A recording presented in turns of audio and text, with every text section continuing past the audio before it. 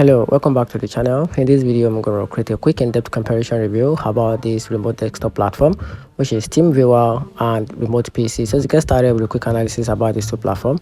TeamViewer in 2025 remained a top choice for users needing a fast, reliable, and a featured packed remote desktop tools.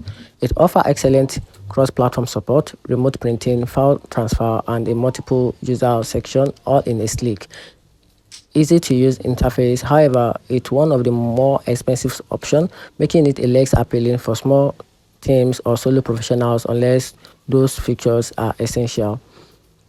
On the other hand, Remote PC delivered a much more affordable solution with a strong performance for both personal and business users. Its personal screen sharing, file transfer, and remote access across device, while it lacks some advanced features of team viewers like AR support or a remote work on LAN. It wins on pricing and easy of use for basic need.